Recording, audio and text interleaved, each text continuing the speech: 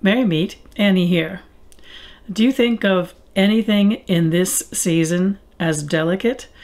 Now, those things might not be so obvious, with perhaps the exception of dry leaves which disappear beneath our footsteps, crumbling into something else. In the first days that feel like winter, delicateness exists in the way everything depends on everything else. At least that's what it felt like the day I wrote today's poem.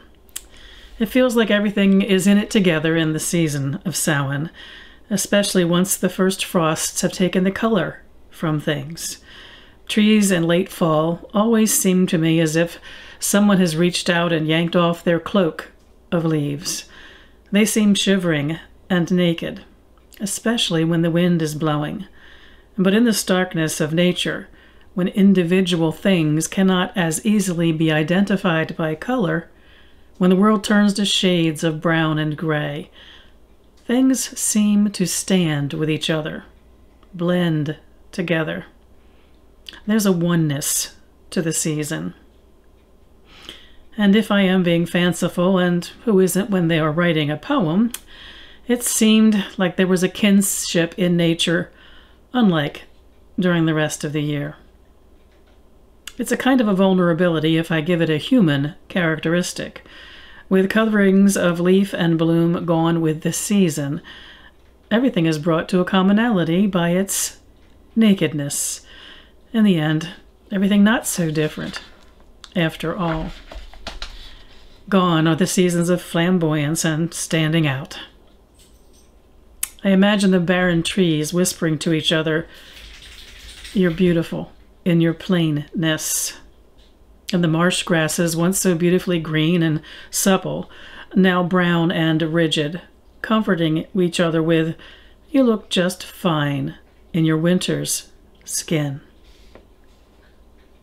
In the human world, we might be inspired to be kinder towards each other because we are personally in need of kindness. We might appreciate the presence of others in the quiet times, more willing to listen to their stories and to share our own.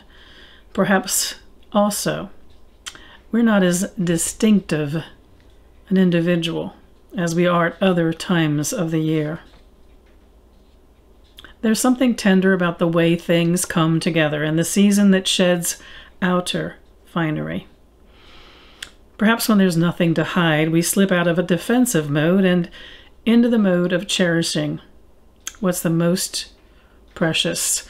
The simplest things become blessings. That's where my poem came from. The word of the day for the poem was patronage.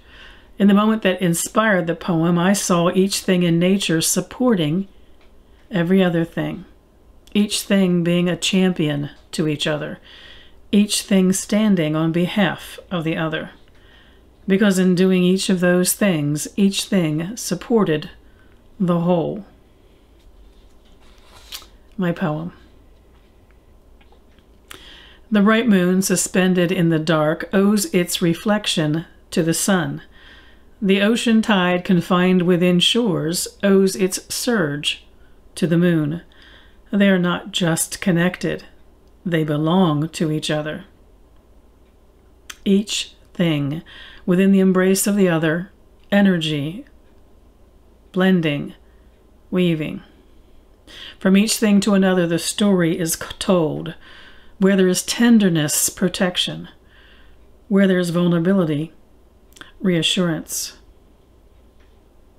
I will lend strength to another's moment of fragility. I will seek wisdom in the guidance of others. I will protect and preserve the most delicate of my possibilities. What will you choose to stand with in this season of delicate possibilities? What tenderness will you nurture as the winds turn cold? I wish you in these first days of something that feels a bit more like winter than autumn, mirth and reverence.